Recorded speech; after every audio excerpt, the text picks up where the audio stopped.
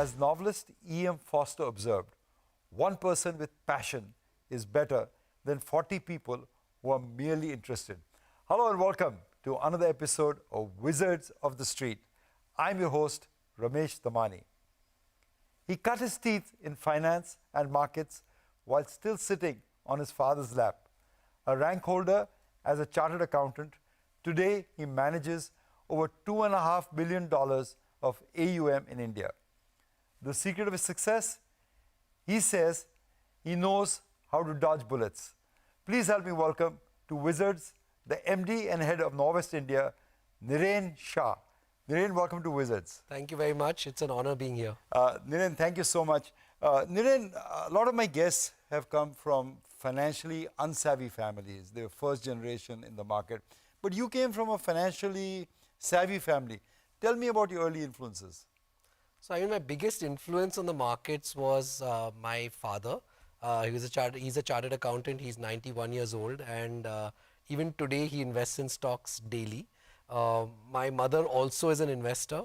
My grandfather was an investor, and so I saw the first few shares, original shares of ACC. So our dinner table conversations used to be a lot about shares, stocks, bhav copies, things like that. So yeah, that is an ancient relic, bhav copies. Ancient relic. And so by standard 9, I was investing in stocks and, been given balance sheets. And so, that was like kind of very normal for me. But it's fascinating. The first few lakhs you made it yourself in the stock market. Tell me about that. So I was a sub-broker during my college days at Sydenham College. I was told by my dad that no investment, just learn. I was actually learning under Professor Mankikar. And I started with my pocket money and kept reinvesting it. Of course, the index went from 1100 to 4500. This is during the Harshad Mehta boom. Exactly. Yeah. And before I knew it, I'd made a couple of lakhs, and I was telling my dad, let me buy a car now. And he's like, no, nothing doing. Reinvested back into the markets, right? So he was right. You don't want to buy a depreciating asset like a car. You want to stick to the depreciating assets. You learned that, I'm sure, over time. When I read your biography, Niren, you have a fascinating biography. You met some of the most influential people in the tech landscape of the next 20 years. Talk to me about who are some of the more prominent people you met and how they have shaped your career. So I got the opportunity of working very closely with Meg Whitman. She was the head of eBay, right? She was the head of eBay, later HP, on the board of P&G. And ran for governor of California, if I'm not mistaken. Governor. She's the US ambassador right now. Then I also had the fortune of working very closely with John Donahoe, who ran eBay.com. He's currently the CEO of Nike. Right? And then, of course, my two mentors here, Pramod Haq, who was Forbes #1 investor of the year, and Jeff Crow, who's the senior managing partner of Norwest. Obviously worked with a lot of amazing tech luminaries. people, luminaries, and they've actually disrupted the tech space, right? So I've been very fortunate. You talk Meg Whitman. In fact, the reason you got to know Meg Whitman is that you started something called Bazi.com, which was bought by eBay. Yeah. And when eBay bought it, Meg Whitman told you what about Bazi? So, Bazi, we had an amazing product which we had built, and the product was way ahead of its time. Of course, the internet at that time was 2 million users in India. This is way back in 2003-04. And when she saw our product, she actually said that this product of yours which you built is actually 3 years ahead of eBay. And we're hoping that in 3 years, we'll be able to get to this product. Right? And she was very impressed by that. What an endorsement, huh? What an endorsement. And how young were you at that time? I was 27 years old, and at that point of time, I was running product, and it was unbelievable to hear that. And then we also realized that India was so small as a market at that point of time compared to compared to the US. And at that point of time, we always wondered that had we built this product in the US, would we have been worth $100 billion? You'd have been Larry Gates, Bill Gates, Larry Ellison, correct, Steve Jobs kind of formula. Correct. But you had a great job. You moved up to eBay in America at that time. You came back to India in 2008 as a VC with head of Norwest. There's Tolstoy wrote a very famous short story called The 3 Most Important Questions in Life. We leave the questions to the existentialists. But in terms of equity investing, what are the most important questions that you ask? So look, we are very fundamental investors, right? And in India, of course, everything starts in Hindi, private markets included. Yeah. So I'm notorious for asking this question saying, kitna revenue hai, kitna profit hai, kaun hai iske piche? You know, we're trying to judge over here that is this a company with unit economics, right? We're trying to judge that who are the founders, sort of what is the quality of the founders, what are the ethics and integrity. So, I mean, our job is to sort of understand within the first hour, given that we see 1,000 deals a year, to understand within the first hour whether we want to pursue this or not. So we are sort of, we get to the point very quickly and again. Sometimes over lunch too. Over lunch too, Yeah. right. And if the company does not have revenues or profitability or management that you believe, you will pass it over. You're not scared to pass over an opportunity. Oh, yeah. We will pass all the time, and that's the sort of nature of the beast. I think there are companies which have not got revenue and profit, and we have funded very early on. But the management team, the founding team, that is very, very critical. That's interesting. I know one company that you funded despite not having particularly good revenue or definitely not profit was Swiggy. How did you come out with the idea of Swiggy? Did someone come it to you or did you search for it? So this was a very top-down thesis. Actually, at some level, this started out in my household, where every Sunday evening we would eat pav bhaji, which is famous in Mumbai. And I would go have to collect that pav bhaji, park in a no parking zone, always get fined, never find parking. And then I was like, listen, how come we don't have something which delivers? So we started a top-down search in food tech, which was not very popular. And we looked at all the teams. And we really, really liked Swiggy, and we really liked their vision for sort of full stack food delivery all the way to your house within 30 minutes. And that's how it all started. No, but you went through which ones? You went through Zomato and a few others. Zomato, and you picked Swiggy. Food Why? Panda, Tiny Owl. There were a bunch of companies, and then Swiggy was the tiniest. It was actually 500 orders a day. And obviously now they do a couple of million orders a day. So when we started, it was a pretty contrarian strategy to actually go with the fifth largest player, or rather the smallest player there. But we really loved the founding team's vision. Very clear cut. They were very tech driven. Everyone else was doing these phone call orders. I mean, today we can't imagine that, but they were very clear it has to be tech driven. The app was really App was amazing. The vision was very, very clear. And again, the energy with which they approached everything and the kind of, the timing with which they were able to get consumer love, it was just amazing. So for us, it was actually a no-brainer. You talk about, turning down people. What did you see in that management? Who was the MD at the company that time, doing 500 orders a day? What did you see in him that you put the weight of Norwest behind him? So, Harsha, and Harsha is the founder and continues to sort of run this amazingly well, was a remarkably balanced guy. And as I said earlier, that it was just a very clear-cut vision that food delivery, a lot of people were like, we will get some other delivery people to come. But, the vision was very simple that, look, when you're hungry, you get angry, right? And you want your food to come on time, you want what you decided. So they were very clear that, look, in certain time, with the technology, this should reach you with minimal noise, right? And it should be a seamless consumer experience. And, that vision and then the ability to execute to that vision. Even at 500 orders, when we called up a lot of customers, they were raving about it. So the ability to do that and execute at such a young stage with no money, because when we came in, the round had not even been done. So to do that, we were blown away. Niren, I know you are very fussy about unit economics. You're very fussy about profitability. This company had neither and does not have any of those even today. So what translated? What was the compelling investment value there? So it's a massive need and a pain point, and it's a massive market. So there's food delivery and there's grocery. Both of these are very large markets. It's a $1 trillion market when you count both of these together. And it does take time and effort to build out markets like these. Along the way, we have gone ahead and proven markets. So we proved that Bangalore could be profitable. We proved that Hyderabad could be profitable. At this point, in a few months, it's very possible that the food delivery business there will be profitable. But a lot of critics of Swiggy and Zomato complain about the new acquisitions that they've done. I guess it's Instamart in terms of... So Instamart was built, right? So Swiggy hasn't done any big acquisitions. I think Instamart, Swiggy started But it's from bleeding within. money, right? It is bleeding money, but the reason for that is, again, market size is massive. It's a $1 trillion market. So if you really look at this couple of years out and the size of the market, and eventually today you see a household name, like, so, you're able to see Swiggy, people who are delivering, right? Every single morning, there are people who buy Swiggy Instamart. And I think that actually, in terms of the long run, this market could be 5x the size of food delivery. Really? Yeah. And talking in terms of when Zomato is already listed, when do you intend to list Swiggy?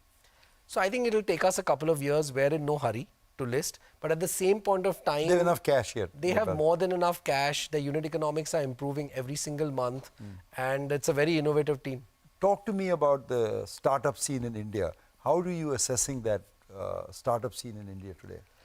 See, this startup scene in India, we are at an inflection point.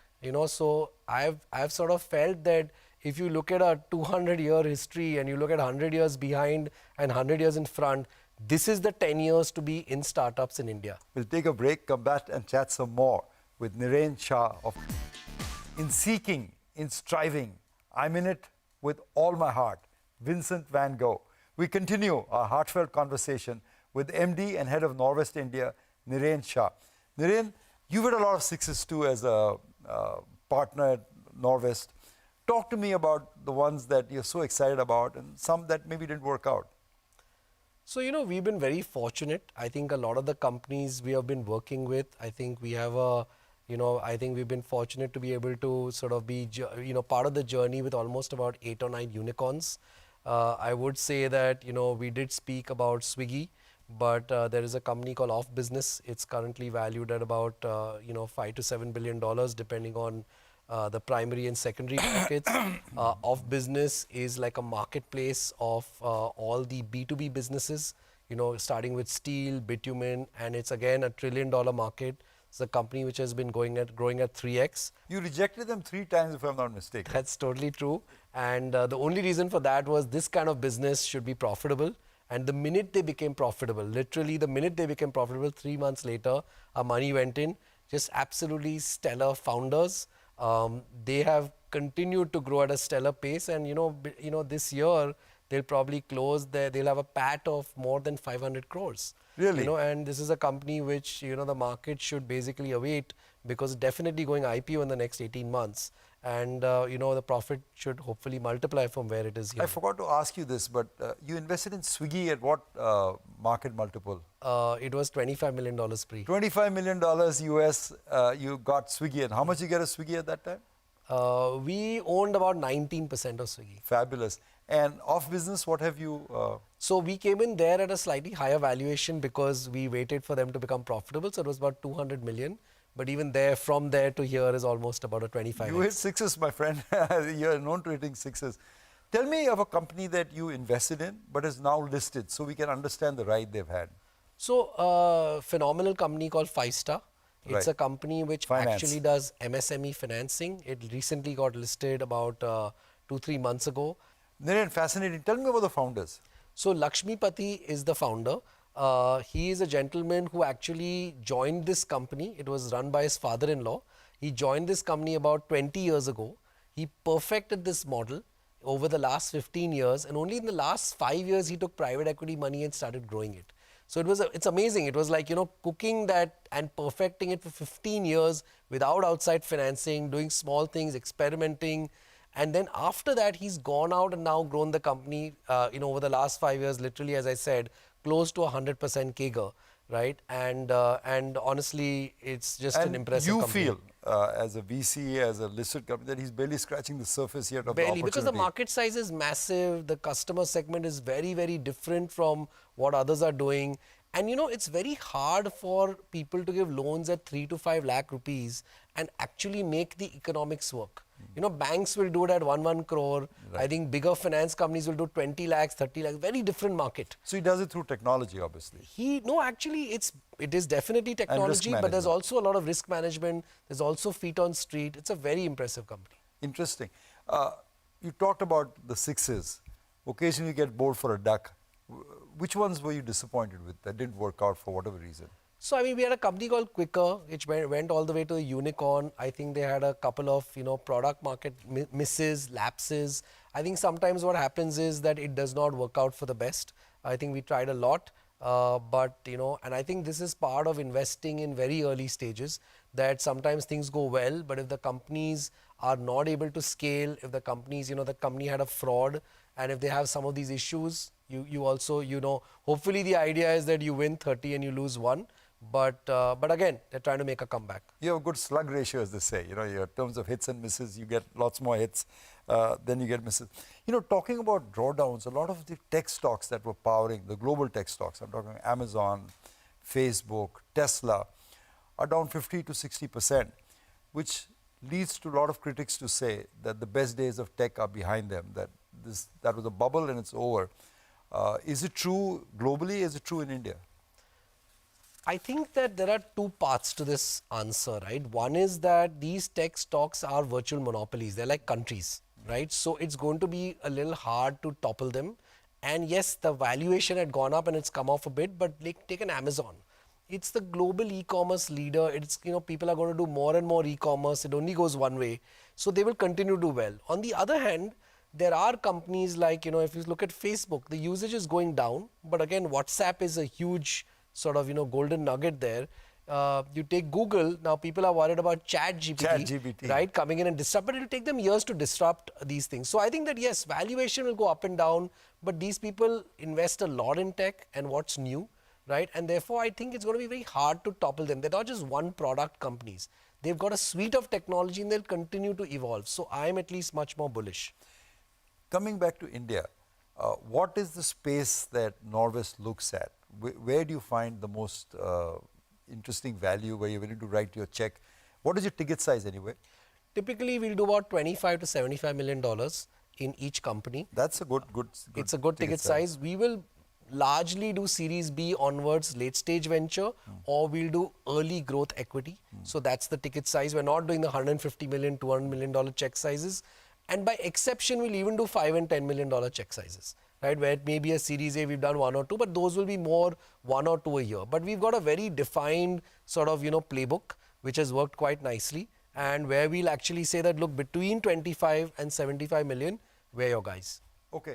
But which are the particular sectors? You're not looking at brick and mortar, right? You want to look at technology-led so we'll do we'll do both. I think that, so we've done a lot in financial services and fintech. We've done a lot in core technology, e-commerce, logistics tech, things like that. Then we're also looking at consumer and we're also looking at healthcare. So those would be the sectors. Any place where we actually feel there's a very strong team and there's a space that can get disrupted, it may not be only because of tech. We would do that. And of course, we care a lot about monetization, as I already spoke. You are ready for a rapid fire? Absolutely. Great. Okay, so let me start you off. An Indian promoter that you admire? Azim Premji. From Wipro, of course. Yes. A company with the best business model in your view, not necessarily your investee company, but a company whose business model impresses you. Well, I continue to really like Google because I think they're actually, despite all this ChatGPT, tech company. At heart, any technology, I think that there is a lot of work they're doing at the background.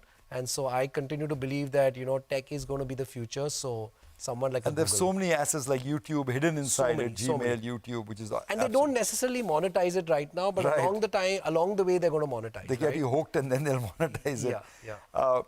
Any three people, living or dead, that you'd like to have over to your home for dinner?